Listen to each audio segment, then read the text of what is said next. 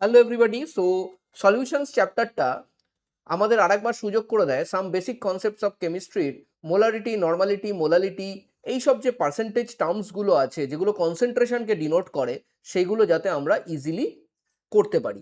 আর একবার আমাদের সুযোগ সেগুলো যেন আমরা করে নিতে পারি। সো এই সুযোগটাকে কাজে লাগিয়ে আমাদের প্রচুর কোশ্চেন করতে হয় এবং প্রচুর কোশ্চেন করার মাধ্যমে আমাদের কাছে এইগুলো ক্লিয়ার হয়ে যায়। সো আজকে আমরা শিট 1 সলিউশনে যেখানে খুব বেসিক নিউমেরিক্যালস আছে সেগুলোকে সলভ করব। চলো। তো ফার্স্ট কোশ্চেনটা দেখো, what is the normality of 2 molar H3PO2 solution.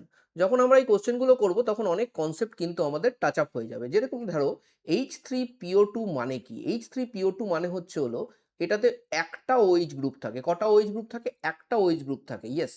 আর বাকি তাহলে হাইড্রোজেনগুলো ডাইরেক্ট লেগে থাকে, ঠিক আছে, এরকম। আর অক্সিজেনটা আর একটা অক্সিজেন এইভাবে থাকে। সো বেসিক্যালি যেটা আমি বলতে চাইছি, এটা কিন্তু একটা monobasic acid. H3PO2 is a monoBasic acid. তো মনোবেসিক অ্যাসিডে আমাদের এন ফ্যাক্টর কত হয়? আমাদের এন ফ্যাক্টর হয় 1, ঠিক আছে।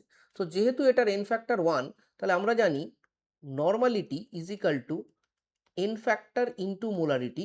তাহলে এখানে কিন্তু নর্মালিটি আর মোলারিটি সেম হবে। তার মানে এখানে কোন অপশানটা কারেক্ট হবে? তার মানে এখানে হবে হচ্ছে 2 মোলার রয়েছে, তাহলে 2 নর্মালি এখানে অ্যান্সার হবে। ক্লিয়ার হয়েছে সবার কাছে?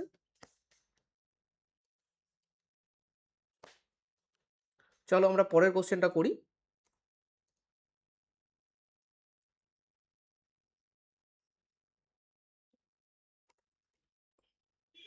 পরের কোশ্চেনটা দেখো,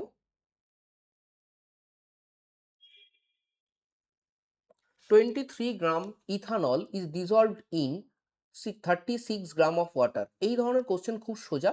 এগুলোতে মোল ফ্র্যাকশন বার করতে দিয়েছে ইথানলে। So this kind of problems can be done in few seconds. কিভাবে? ইথানলের আগে ফর্মুলা লিখে নাও। এটা হলো আমার ইথানলের ফর্মুলা। চটপট এটার মলিকুলার ওয়েট ক্যালকুলেট করে নাও। 14 into 2, sorry carbon, 12 into 2 24 plus 5 মানে 29, 1 তার মানে হচ্ছে হলো 30, আর এখানে 16 তার মানে এটা হচ্ছে 46। তাহলে এখানে 23 গ্রাম আছে। তাহলে আমি জানি ইথানলের মোলস কত? 0.5, ঠিক আছে। 36 গ্রাম ওয়াটার, আশা করি টাইম লাগা উচিত না। 36 গ্রাম ওয়াটারের মোলস হবে 2, রাইট? কারণ কি 18 গ্রাম হলো আমার molecular weight, right? So moles পেয়ে গেলাম আমি দুজনেরই। দুজনের মোলস পেয়ে গেলে আমার মোল ফ্র্যাকশন বার করতে হবে ইথানলের। নিয়ম কি? ইথানল হলো 0.5, লিখে দাও। Moles of ethanol divided by, তুমি কি করবে, টোটাল নাম্বার অফ মোলস মানে 2.5। So this will be 1/5। So এটা হবে অ্যান্সার 0.2, যেটা এই অপশানটা আছে। ঠিক আছে, ক্লিয়ার এটা? তো তাড়াতাড়ি করতে হবে, তোমার কাছে সবকিছু ক্লিয়ার রাখতে হবে, তার সাথেও তাড়াতাড়ি করতে হবে, ঠিক আছে। পরের কোশ্চেনে যাই আমরা। How many grams of HNO3 is required to prepare 400 ml of 0.2 molar HNO3?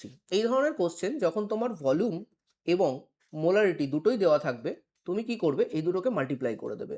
তাহলে এই দুটোকে যদি মাল্টিপ্লাই করো তাহলে 400 ইন্টু 2 800 হয়, এটা পয়েন্টের আগে আছে। তাহলে এটা হলো 80 মিলিমোলস, ঠিক আছে। 80 মিলিমোলসটা কি? HNO3।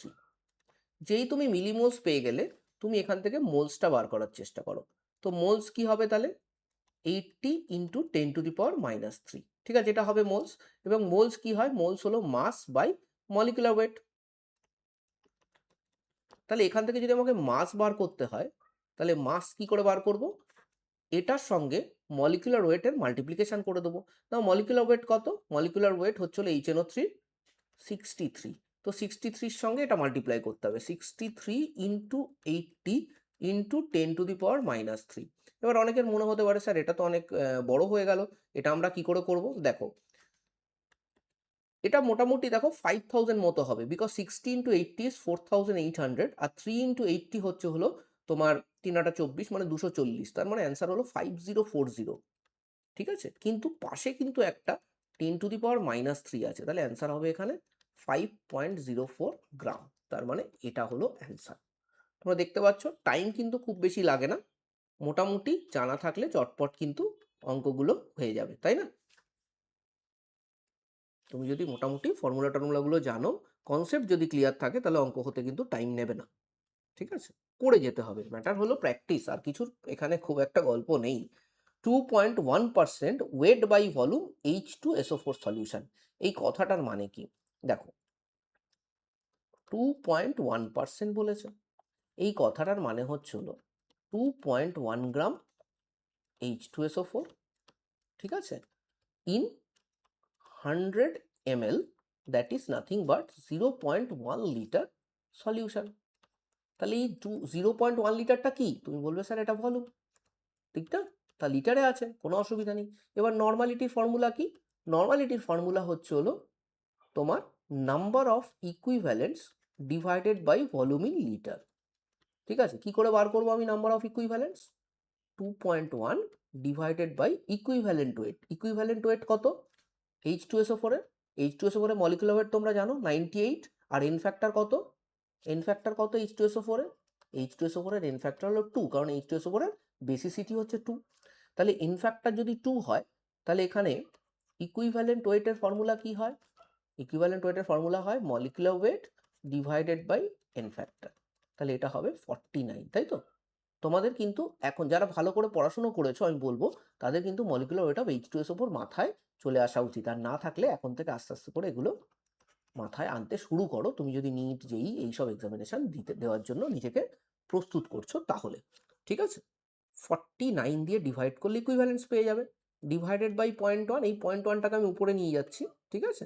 অথবা এটাকে তুমি 1/10, তো 10টাকে উপরে নিয়ে যাও, তাহলে 21/49 হবে। তো দেখো 21/49 হচ্ছে হলো তোমার নর্মাল। 21/49, তুমি এখানে দেখো অপশানগুলো দেখলেই তুমি বুঝতে পারছো এটা হবে না, এটা হবে না, এটা অথবা এটা হবে। 21 যদি 42 হতো তাহলে 0.5 হতো, বাট 49 আছে, তাহলে 0.5-এর থেকে কম হবে, তাহলে একটু কম হবে, বেশি কম না। 0.428 normal will be the answer. 0.428 normal হবে আমার অ্যান্সার। ঠিক আছে? ক্লিয়ার হয়েছে সবার কাছে এটা?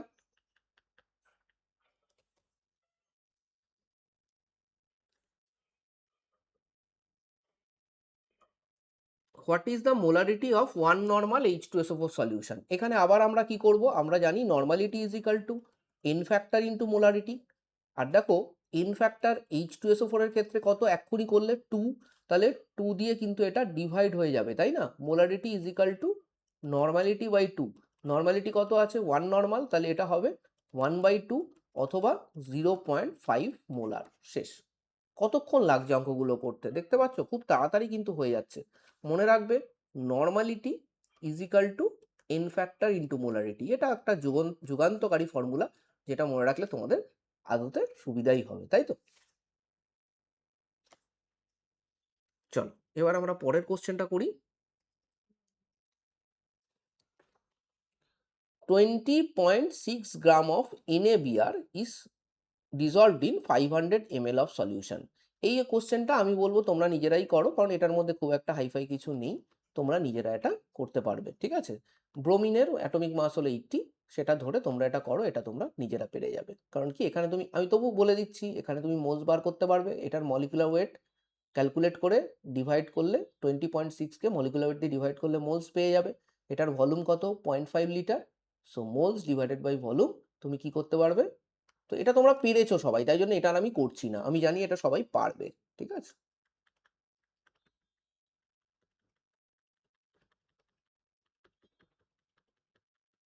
চলো আমরা বরঞ্চ পরের কোশ্চেনটা করি। ঠিক আছে?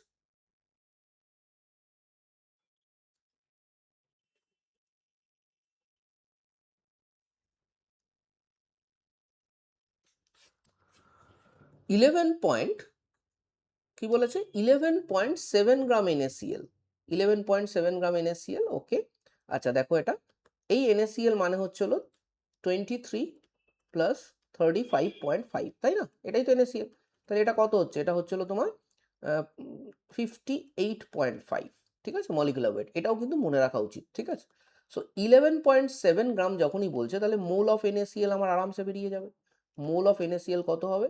11.7 বাই 58.5। এবার দেখো এই পয়েন্টটা সরিয়ে দাও, তাহলে এখানে নিচে 10 আসবে। এটা দিয়ে দেখো 2 দিয়ে কেটে যাচ্ছে, তাহলে 2/10 মানে 1/5 মানে 0.2 মোলস। তাহলে মোলস অফ NaCl এখানে 0.2। আমাকে কি বার করতে হবে? মোলালিটি। তাহলে মোলস হলো 0.2 divided by mass of water অথবা যে সলভেন্টটা আছে ইন কেজি। তাহলে এখানে সলভেন্ট কত আছে? 500 গ্রাম। তার মানে কত কেজি? তুমি বলবে স্যার 0.5 কেজি। তো পয়েন্ট পয়েন্ট উড়িয়ে দাও। 2/5 মানে হচ্ছে হলো 0.4 করে দেখতে পারো, 0.4 মোলাল সলিউশন হবে। ঠিক আছে?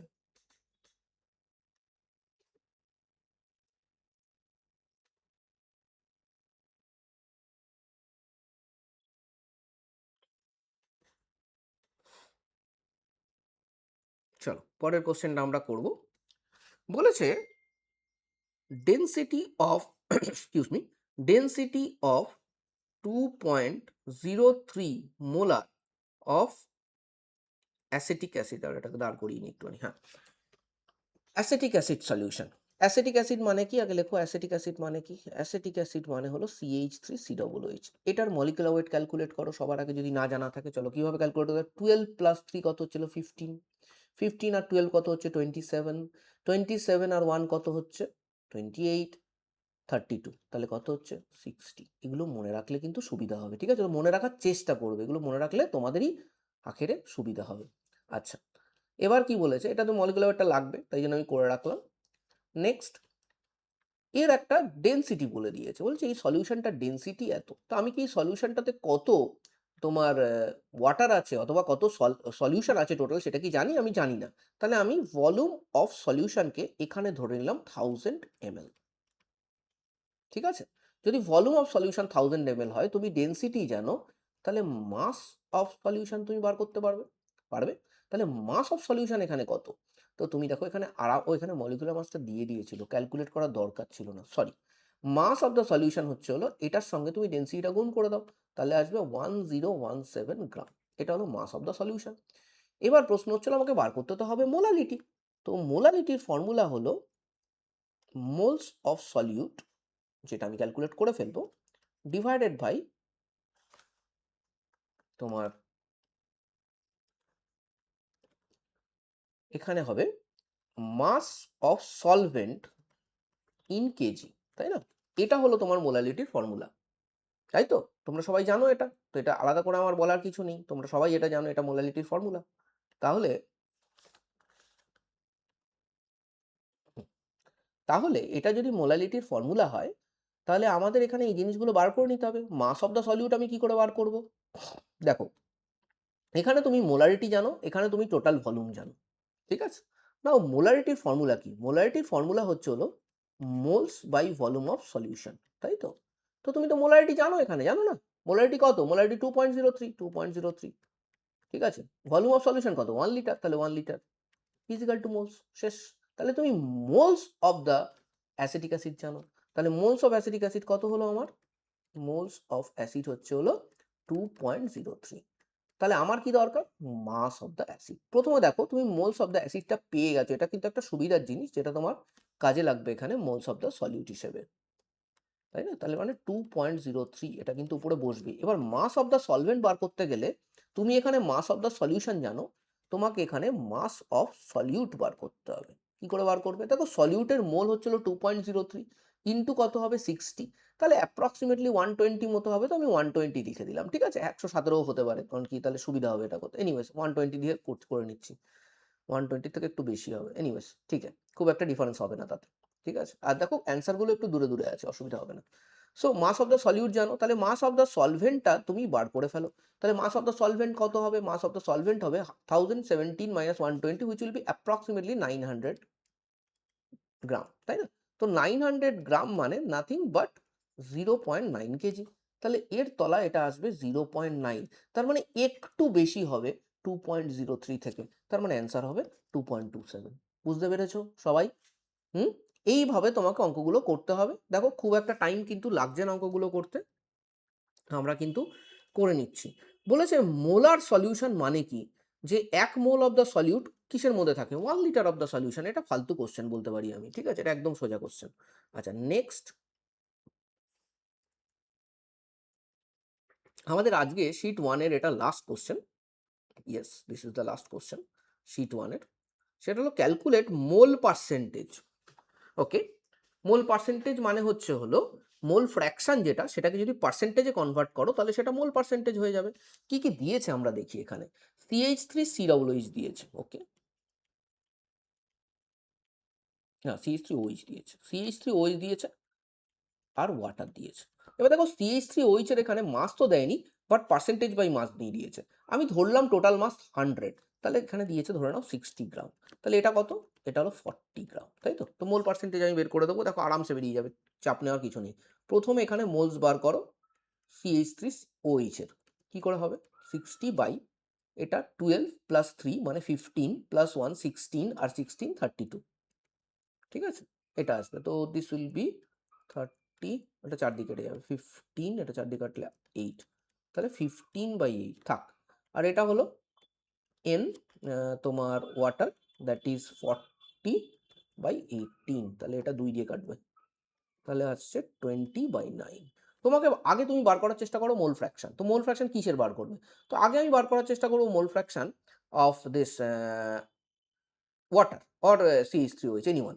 তো CH3OH যদি করি তাহলে 15/8 ডিভাইডেড বাই 15/8 প্লাস 20/9। এবার দেখো তুমি বুঝতে পারছো তোমার অনেকটা টাইম লাগবে, তাহলে তুমি কি করবে দেখো। তুমি জানো এটা ডাইরেক্ট হবে না, মানে এরকম এরকম হওয়ার কোনো চান্স নেই, 50-50 হওয়ার কোনো চান্স নেই। কেন নেই? কারণ কি, this will not form in any direct, মানে এই দুটো তো ইকুয়াল তো নয় না। তাহলে তুমি কি করবে, সবার আগে এটা দেখার চেষ্টা করো কোনটা বেশি, এটা বেশি নাকি এটা বেশি। কি করে করে এটা?